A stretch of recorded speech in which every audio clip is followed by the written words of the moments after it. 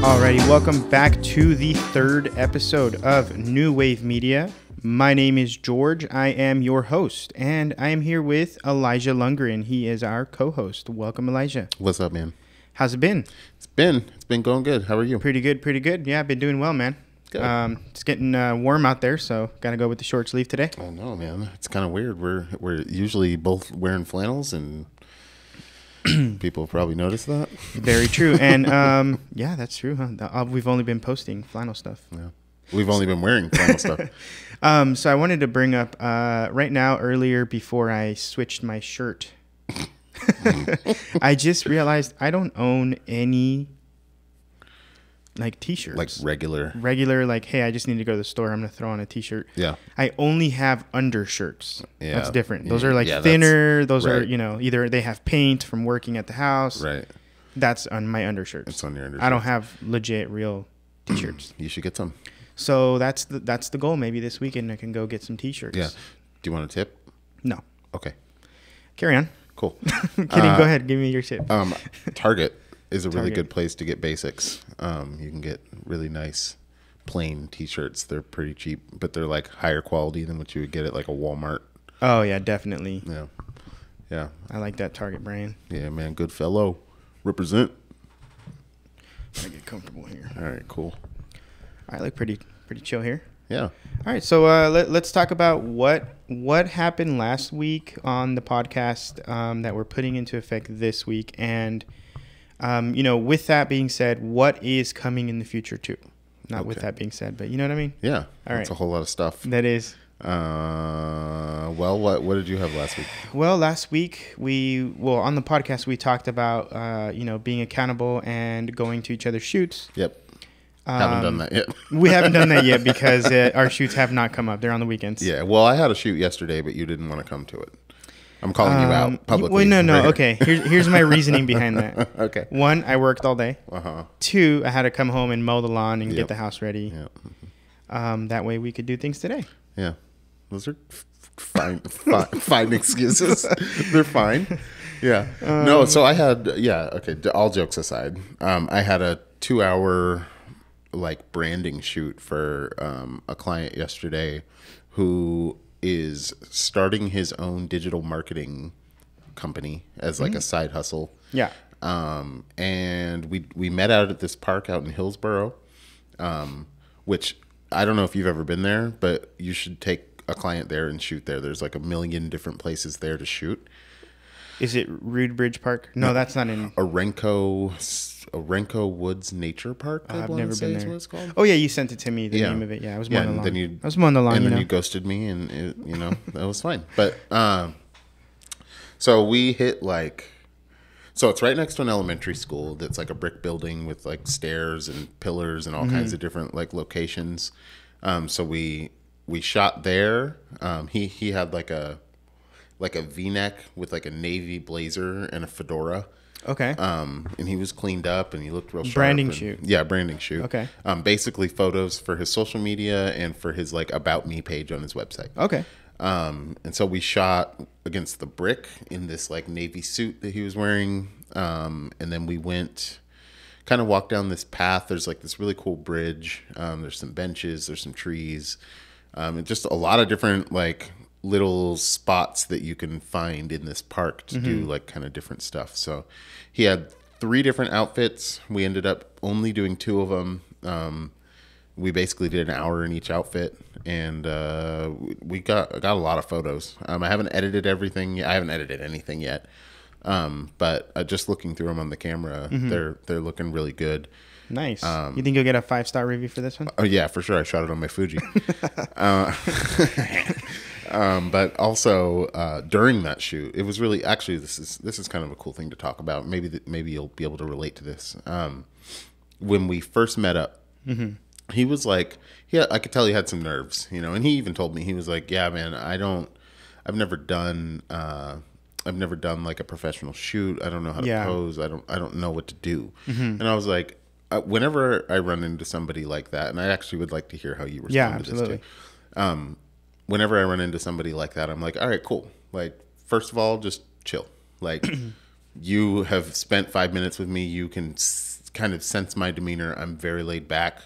And that's kind of what I bring into my shoots too. Yeah. Right. So I was like, listen, what kind of my process is I'm going to guide you. I'm going to tell you like, okay, this is where I want you to stand. This is kind of what I want you to do. And then I want you to kind of do your thing around that. And I was like, my goal is to make you comfortable. So, you know, whatever. So we went through the first, like, so we shot against that elementary school first, and we were there for probably 20 minutes. And by the end of that 20 minutes, the dude was having fun. That's awesome. It went from like, oh, I don't know about this to like, oh man, I'm really feeling this. Yeah. And I think kind of the keys to that were I would like place him. I would give him like, okay, look that direction, look at me, look that direction, you know, change up, you know, where your hands are, whatever. Yeah. And then I would take like, you know, 5-6 shots, and then I would show him the back of the camera, and he'd be like, whoa, these are turning out really good. Yeah. And I think when you do that, it inspires confidence in your client, and then they start to feel themselves a little more, and they get a little more comfortable. And I think that's a big important part of photography is, you know, being confident enough to show the back of the camera at any given point, whether it's like, hey, I just want to show you that these are coming out great, or if they're like, hey, can I take a look? I used to be like, oh, like, I don't know. But when you have that confidence, like you're explaining, that your client became more confident because of that. Right. Well, exactly. Like when and if you kind of come at it like not too extra, but just kind of like, oh, I'm excited. I want to show you this. Dude, I'm like, extra as fuck. Well, I know you are. You're extra as fucking everything that y'all should see this guy when he sets up the lights and the backgrounds for this podcast, man. It is, it's the best. He's like, I gotta make sure. we gotta pump out quality work. I think. Hey, and we are. I mean, from day one, it's worth it. 100%. We can only get better from here. Except it looks like this plant is growing out of my head.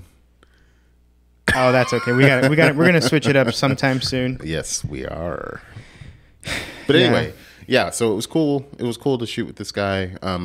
He started out really nervous, and before the shoot was even over, he was talking about booking another one in a different location with a different look because he loved how this was going.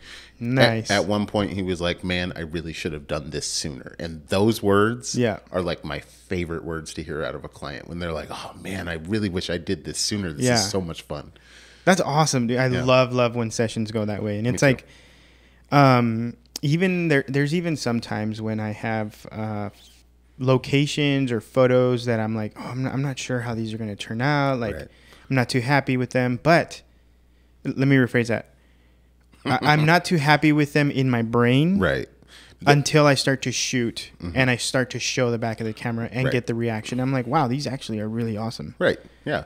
Yeah, when you look and you're like, oh man, this is like way above the expectations I had for this particular like location or this particular client, the particular lighting. Exactly. Yeah. So that's the best. It's the best when you show up and your skills and your ability and your experience. Absolutely. And I think getting that feedback right there and then is very important. Yeah. Because as photographers, we send clients their pictures, and sometimes we don't even hear anything for a couple weeks. Right. Because for example, for a wedding client, I could send them the pictures tomorrow, and then they're probably on vacation and won't get back to me until like 2 weeks from now. Right. Yeah. When they're and I'm like, I want some of this feedback. Let me ask you this: have you ever sent pictures back and not heard anything back? Yes. That's the worst. It is the worst. And not because they didn't like them or anything. It's just. Hopefully, you're right. Hopefully. But, I mean, I've had clients not ever say anything afterwards. Right. And then, 2 years later, they book me for their newborn or whatever. Right. And not really newborn. I think maternity is mostly what I would get booked for. But, so it shows that it's there. They do like the photos. I didn't reach out to my photographer after, and I'm a photographer, Right. Well, yeah. And also as the photographer, like, we could be reaching out and following up with the clients that don't get back to us. But I think that, like, just like a little bit of vulnerability, like that is a really uncomfortable space for us to be in because like if we don't hear back from you like immediately we start to get in our head like, Yeah. ooh, do they hate them? Or Yeah. did I fuck it up? Exactly. Or do they hate me? Was this a bad experience? Are they never going to book me again? Like, Yeah. it just starts to spiral, even though like, you're a good photographer. I know I'm a good photographer. We know that we're worth what we charge. Exactly. But if we don't get that, that little, that little pat Yeah, on we the back need that afterward. pat on the back, you know, Yeah. from time to time. But if ideally in a perfect world, every time, Right. Yeah. you know, Every time would be great. yeah, But I would say, I don't know, especially since we both shoot for like, different contracting services and stuff like that. A lot of times you don't hear back from those people. You deliver the photos you and just it's get done. a 4-star rating instead of a 5. Yeah. Only when I shoot Canon though. That's the only one. Oh, very true, very true. Only when I shoot Canon and only Only when it's raining, windy, you have kids that don't want photos, and you shoot Canon. there's only been 2 times that I've gotten a 4-star photo rating. And one was when I shot with your Canon R5, and the other one was All right. I can't. Give it to me. I can't. it. I actually can't. Wait, why? But it was I can. Let me see if I can dance around it a little bit. You might figure it out. It was a birthday party that I did for like a 1-year-old with a certain client, and Third-party client? it was through Snapper. Okay. It was one of my early Snapper shoots, and it is a category of client that we joke around about a lot. Oh, like a type of session. Sorta. I understand. I So, understand. do you? Yeah. Do you? Yeah. We don't book those clients. Anyway, This is going to be on the podcast now. well, nobody knows. It's okay. Anyway, Well, those are the only 2 times. Let me give you a little perspective for the listeners out there. Don't do that. It's just there's certain types of photo shoots I won't take. Right. And that's what we're talking about. I don't want to take newborn photos. Yeah. Now, there's a difference between your typical newborn photos that, set them up, do this, put this here. Or there's like the newborn photos where it's mostly like a mommy and me type, like within the first week or 24 hours. Right. Like I would do that. Those That's are more like lifestyle, Right. Yeah. Yes, for that, but not for newborns for me. Like studio newborns. Studio newborns, Yeah, man. any 1-year-olds, I have think no. so much respect for newborn photographers that can do the they like swaddle the baby, put it in a basket, and make all these like magical pretty pictures. They're so talented, and that's the thing. It's like everyone. That's the reason why I personally wouldn't do it, because I've tried it and I'm not like, I have to be very careful with the newborns. I won't touch them. Can I breathe in this direction without getting them sick? You know what I mean? Right. Yeah, So it's I think that there's a lot of risk and a lot of liability involved in that kind of photography, and if you're not a parent, if you're not super experienced in handling a baby, yeah, it's very intimidating. I'm not. So yeah, I'm not either, really. So, but it's okay, because there's people out there that do a really good job doing that, and there's people who don't do weddings who can't because of the same thing for us. It's like, well, that's where we're good at. That's where you're not good at, and vice versa. So, and that's why there's no competition. We all work together. Yeah, exactly. If somebody reaches out to me and it's a shoot that I can't take, yeah, I refer them to other professionals. Like, hey, that's not my expertise or my area of expertise. It's also kind of one of the things that we are trying to put together in our Discord, which you should join. Yes, join the Discord, because we're trying to create this list of photographers and models and all of this stuff, because when things like this come, we have access to, hey, we got to refer this newborn photographer here, or community first. And that's the idea, is we want to build a community of people that we can refer work to that we can't take, and hopefully they can refer work that they can't take. Yeah, and speaking of community, Michaela from Cobalt Studios has this saying that she says all the time, and I really, really like that. It's is it community over competition, right? Yeah. I think that's what she uses. Yeah. So that's a really great motto to live by, honestly, because shout out Michaela. Yeah, shout out to Michaela. Hey. All right. Yeah. So, okay, so let's get into something real quick. Yeah, let's do it. So we're talking about clients, we're talking about bookings, we're talking about all that stuff. What would you say is the rate at which you get ghosted from an inquiry? That's a good one. Versus when you book through an inquiry? Yeah. So here's the way I would say that. I typically, by ghosted, we're talking about like somebody reaches out, you reach back out to them, give them prices or whatever the case may be, right? And then you just hear nothing back. Exactly. That is what we're talking about, ghosted. Yeah. So for me, I would say I'm not really good with percentages. I would say okay. Like if I get 20 bookings, then probably out of the 20, I would say 20 inquiries. Yeah, that's kind of a lot in like a month. I'm just talking about a month, but let's just say 20 in a month. Okay. And it can be anything from families to weddings to everything. Yeah. 20 in a month, I would say about 8 or 9 of those don't book. Or they 8 or 9 of those ghost me. So almost half. Almost half. Yeah, I would say that it's probably about the same for me. I'll get people who inquire through email or like through my website, or they will inquire through Instagram. Have you ever gotten one of those? Up until recently, like 90% of my shoots were through Instagram. Yeah. But okay. So I don't mean like somebody messages you in your direct messages and inquires. I mean like you can get like a booking inquiry through Instagram. And it shows up in a different spot. Oh, I see. And it has like their own version of a. It has their email, their phone number, and like a little blurb. And it gives you an option to call them or email them. Like I've had like 2 of those. Yeah, it's weird. Yeah. I mean, I've had one on Facebook as well. Oh. And so I guess I would say 3 in that type of style. Yeah, but mostly they would reach out through Instagram, and then I just redirect them and send them everything else. Okay. Cool. Yeah. Well, so somebody will reach out via email, via Instagram, whatever it is, and I'll send them back I kind of have like a routine. Walk me through that, actually. So if somebody was to book you or like inquire through a DM in Instagram, let's say, how do you go about that? So it kind of depends on how they inquire and what they're inquiring about. I basically will. I start my message off with like, hey, thank you so much for reaching out. I really appreciate you considering me.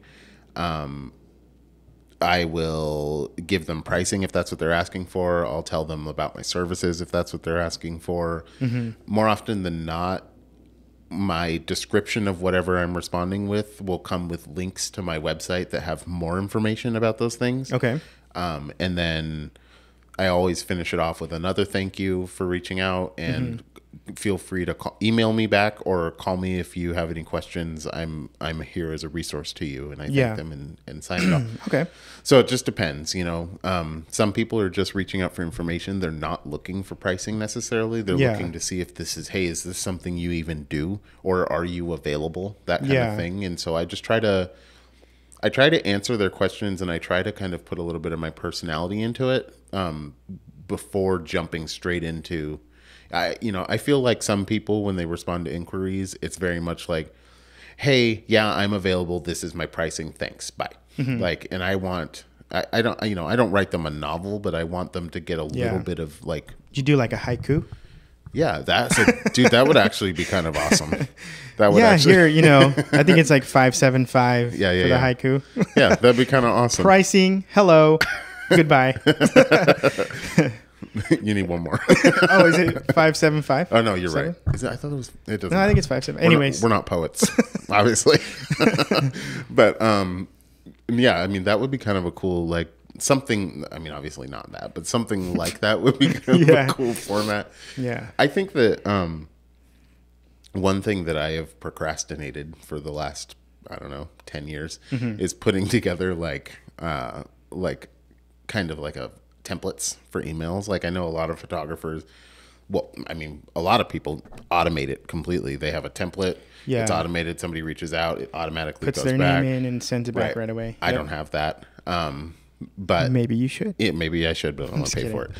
When Pixieset adds it to their suite, we'll we'll start using that. That's what we use, Pixieset. We use Pixieset. But no, I need to write out email templates to kind of broach every topic that is, regularly brought up. But I don't mind sitting down and writing an email sometimes. Like I feel like Yeah. it gives me a little bit of a connection until I get ghosted, and then it's a waste of time. And then, you put in so much effort, you get ghosted, and that's it. Yeah. So, but what about you? What's your process? Yeah. So if a client was to reach out to me, actually recently a client did reach out to me through Instagram, and the way that played out was, hey George, I was wondering if you're available for July. I don't know. I forget what date. I'm getting married. What are your prices? And here's the location. Yeah. And immediately I'm like, hey, thanks for reaching out. It means a lot to me. Do you mind me getting a little more information to better quote you the best price? Yeah. So then I put like a little template. I'm like, okay, I've already filled in what they've told me, but then I also ask for what's your email, your first and last name, and your fiance's name as well. Okay. After that, I put in a little blurb of like, I have about 3 different popular I have 3 packages that are popular. Mm-hmm. Keep in mind, anything is customizable. If you need a different budget, let me know and we can work together. And then they give me the information, and then I immediately write down a quote. In that quote, you can pick what package you want, or you could even do a la carte, which is like this many hours, second photographer, videographer, just kind of like a dish, and you pick your menu. That's basically what it is. And then so right before I send that, I reply on Instagram, and then I'm like, hey, just put your quote together. Please keep an eye out on your email within the next 5 minutes or so.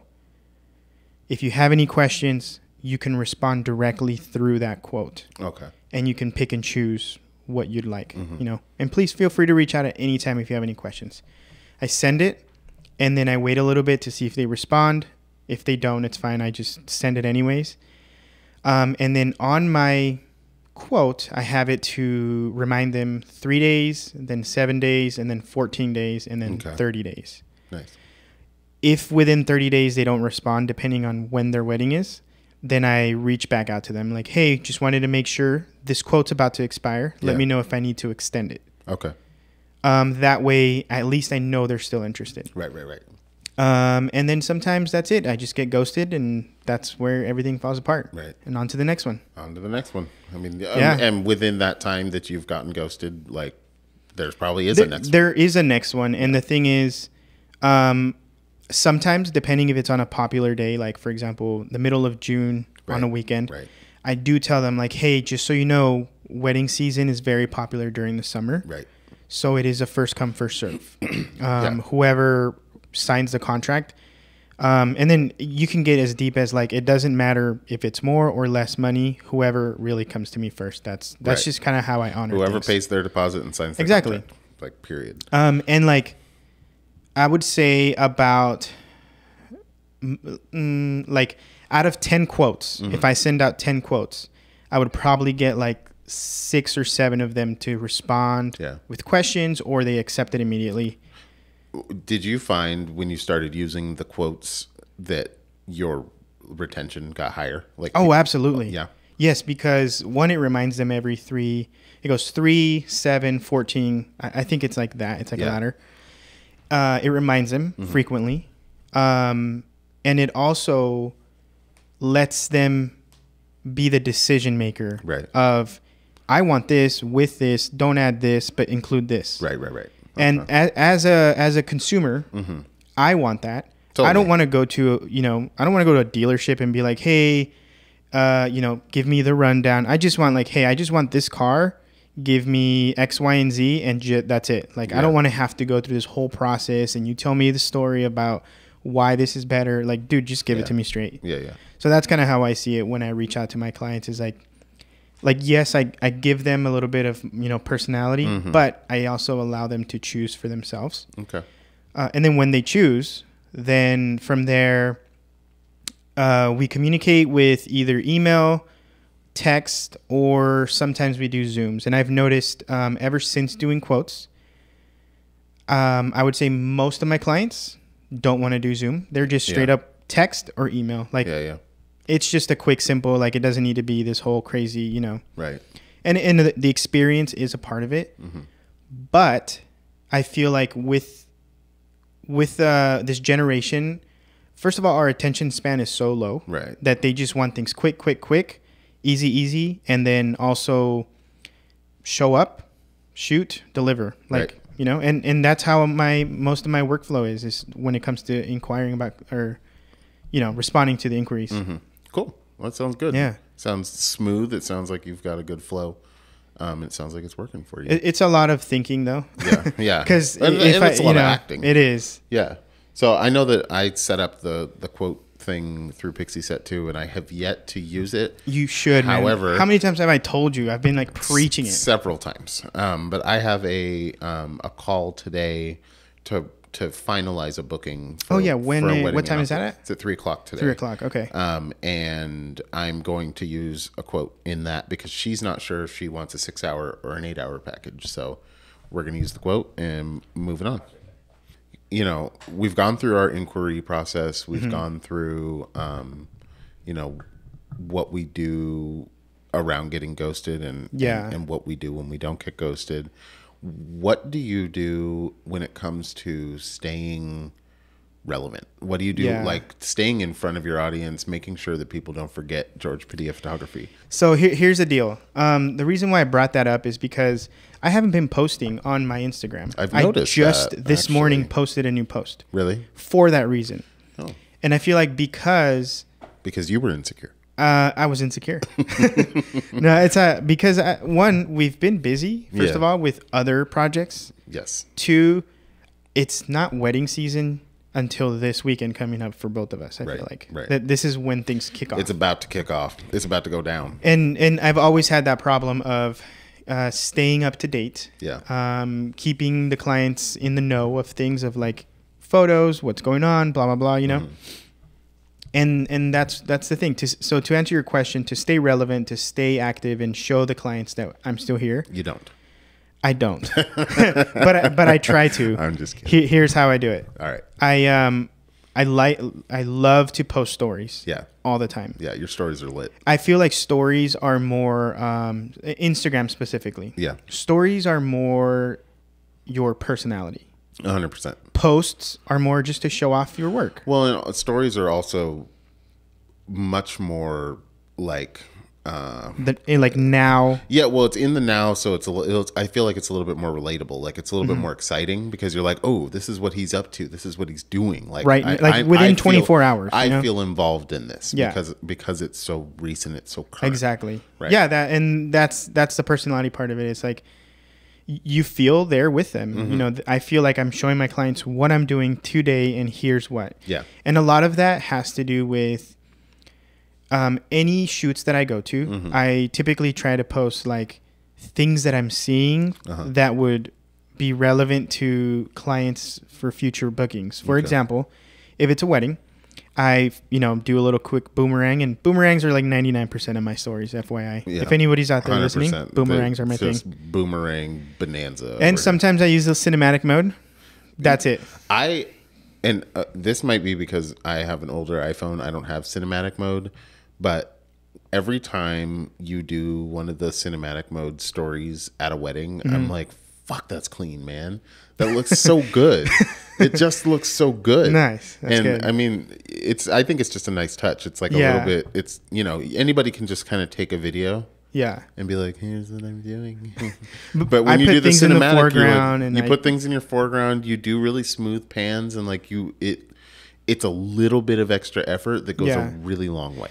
And so actually you bring up a good, let me backtrack before I get there first though. So I post what I'm seeing in the now. So cakes, aisle runners, lights, your plate, what I'm eating, like things that wedding clients would be like, whoa, that's a really good guest book. Yeah. And I've had clients be like, hey, I saw this on your story and we've got something similar. And that's really cool. And so like that provides value to your that client. Provides, first of all, it takes weeks, even months for a client to even tell me that, because I don't see it until the day of their wedding. Right. But knowing that makes me feel good that I'm doing this. Yeah. Because one, I enjoy like showing off kind of what wedding this is, right? Yeah. Two, it brings a lot of value to the clients. And three, I get a lot of feedback. I'd say like 80% of my clients, I get feedback from that. Yeah. And that really shows that it's doing something, right? For sure. And then one thing I do right after that, actually, after their wedding, if I'm showing off their story about their wedding, I actually, the very next day, I just post a sneak peek photo. It could just be just one. And then I tag them immediately the next day. Yeah.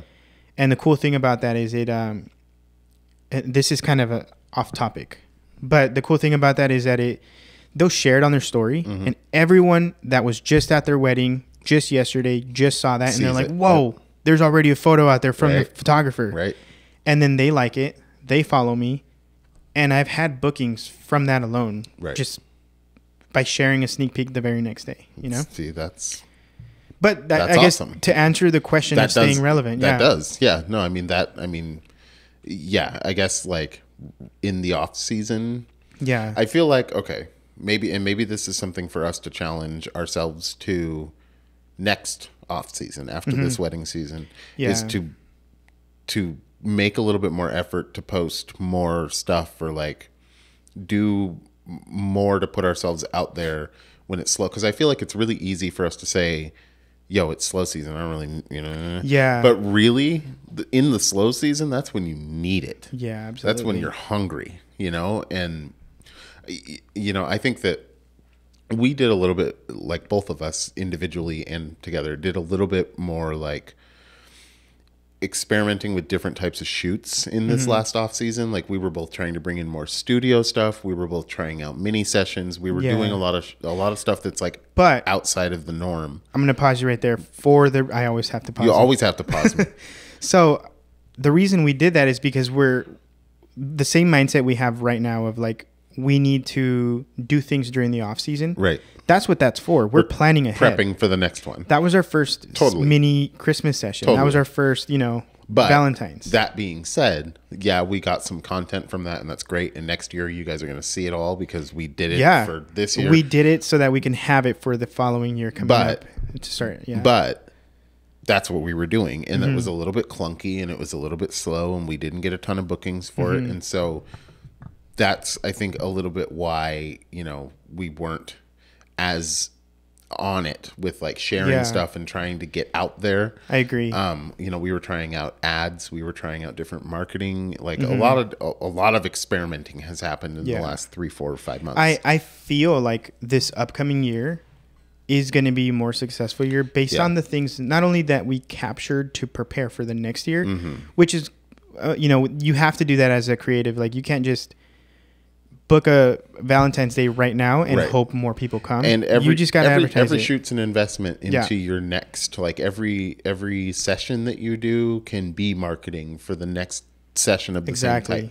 And so, it was clunky and it was expensive. I mean, we both have spent a pretty penny on ads over the last few months, and I put I think $200 toward ads for my was it tulip Christmas? festival. Oh, tulips, So my tulip ads, I put like $200 toward that, and I booked goose egg. Nothing. It wasn't worth it. I lost money on those minis. Yeah. I still went. I still got some content. I went and captured my sister and my nieces, and like I did some stuff, but I didn't get paid. That I paid for that marketing. Yeah. So it was a lot of experimenting. It was a lot of trial and error. See, that was different for both of us because I spent a pretty penny on the Christmas ones. Yeah, and I got bookings. And you got bookings. And I barely spent any money. And so I spent money. So that's the thing is like it's a hit or miss. You never know. Yeah. But I think that a little bit of the experience that we have from this past off season trying these things. Yeah.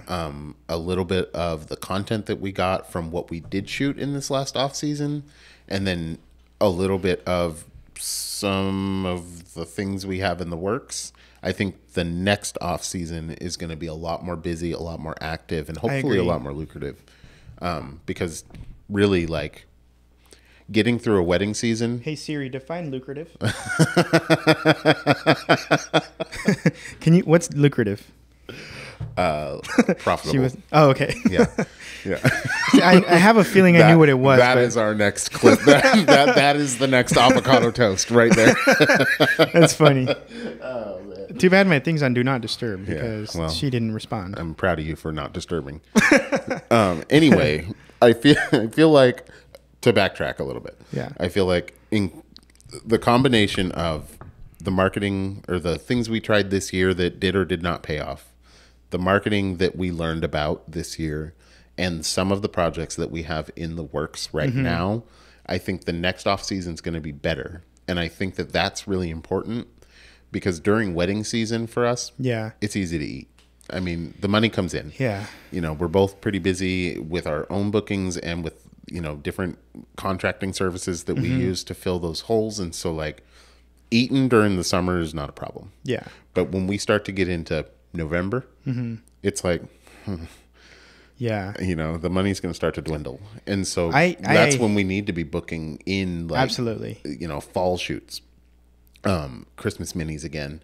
And then figuring out, you know, what to do in January. And then you have Valentine's in February, which was kind of a flop for both of us. It was a flop. January, February. Yep. I don't even know if Valentine's minis is necessarily the move. Maybe we do something else. I did have a wedding in January, but it was a very small wedding. And it was a snapper wedding. And like, that's it. It was just crickets from there. Yeah. I mean, yeah, if you have a wedding in January, that's probably your last one. Like that's the dead season. January, February, March, dead. Yeah, absolutely. And, you know, we got to figure out how are we going to make money in those 3 months? Yeah. If you want to go beyond that 90% full time that we talked about last time, and if I want to continue to be full time because that's kind of what I am right now. Yeah. That's a story that maybe we'll talk about another time. But, you know, if we want to continue that, we got to figure out how to make money 12 months a year, not just 8 months a year. Yeah. Or we got to figure out how to make a lot more in that 8 months so that it can carry us through. So they can carry us through. So, but anyway, yeah, I don't know. That's, it's exciting. You know, it's a little bit scary to think about. You know, wedding season's almost here, and it's gonna go. Wedding season officially for me starts this weekend. Me too. Sort of. I have a reception this weekend that's like a half day reception, and that kind of kicks off my wedding season. And then I've got weddings for the next few weeks, so yeah, it's exciting. April, my last wedding I know for sure is November 29th. I think that's a Friday. Damn. I just saw that yesterday. November 29th or 30th. My last one right now will be the one that I wrap up the booking for today, and that's October 14th. October 14th. The day before my birthday.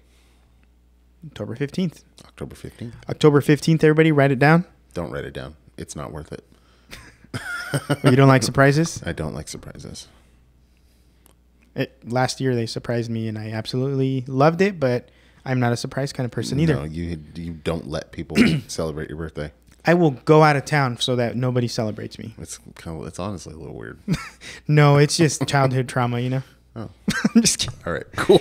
Well, I feel like that's a good that's a pretty good wrap. To wrap it. Where can the people find you, George? All right, so the people can find me at georgePadillaPhotography.com/links.